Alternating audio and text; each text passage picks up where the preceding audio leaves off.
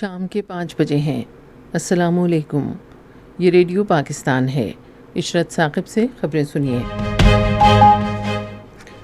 وزیر اعظم نے کہا ہے کہ 1967 سے پہلے کی سرحدوں پر مشتمل فلسطینی ریاست کا قیام پاکستان کی مشرق وسطیٰ کے حوالے سے پالیسی کی بنیاد ہے۔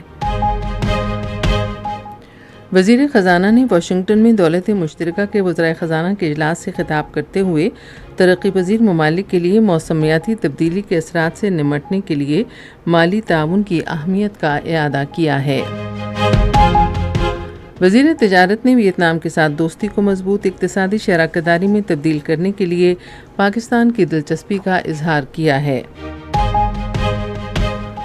ملائیشیا میں جاری 21 سال سے کم عمر کھلاڑیوں کے سلطان جوہر ہاکی ٹورنامنٹ میں آج پاکستان کا مقابلہ بھارت سے ہوگا۔ خبریں اب تفصیل کے ساتھ۔ وزیر اعظم شہباز شریف نے کہا ہے کہ فلسطینی عوام کی آزادی، وقار اور خوشحالی پاکستان کی اولین ترجیح ہے۔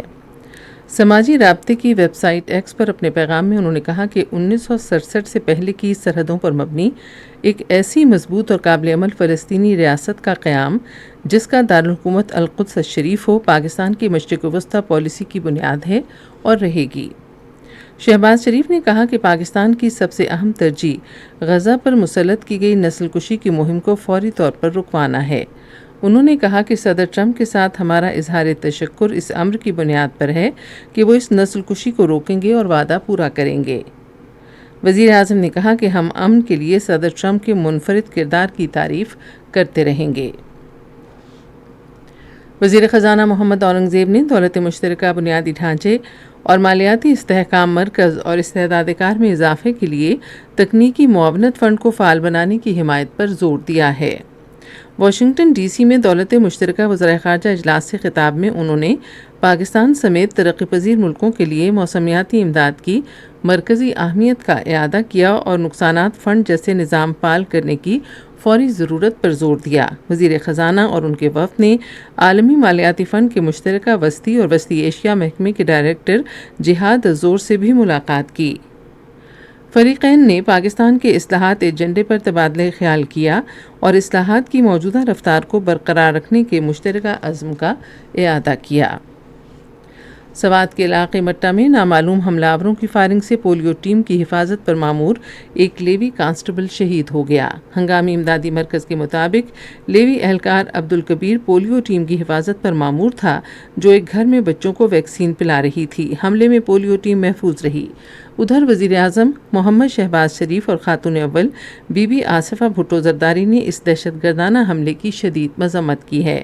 اپنے الگ الگ بیانات میں انہوں نے سیکیورٹی اہلکار کی شہادت پر افسوس کا اظہار کیا ہے۔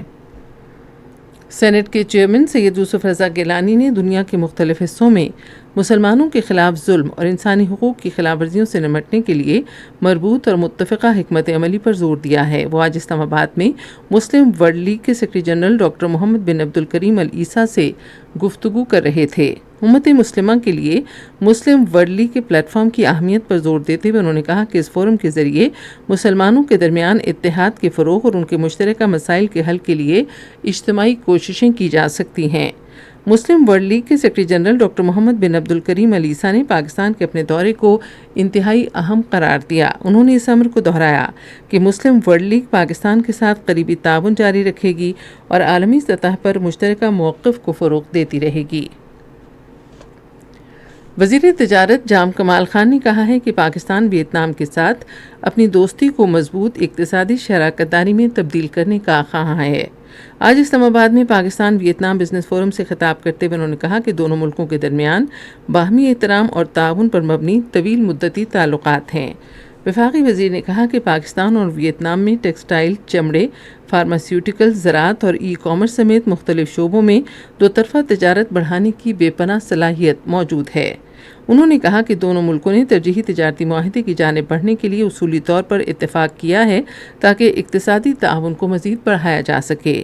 انہوں نے اعتماد ظاہر کیا کہ بزنس فورم پاکستان اور ویتنام کے مضبوط اقتصادی تعلقات سے ایک نیا باب شروع ہوگا جس کی بنیاد باہمی اعتماد، مشترکہ خوشحالی اور دیرپا شراکت داری پر ہوگی۔ ملائیشیا میں جاری 21 سال سے کم عمر کھلاڑیوں کے سلطان جوہر کپ ہاکی ٹورنامنٹ میں آج پاکستان کا مقابلہ بھارت سے ہوگا۔ میچ شام 5:35 پر شروع ہوگا۔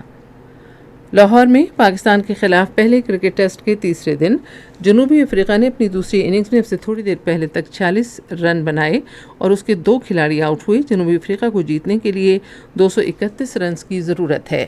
اس کے ساتھ ہی اب تک کی خبریں ختم ہوئیں۔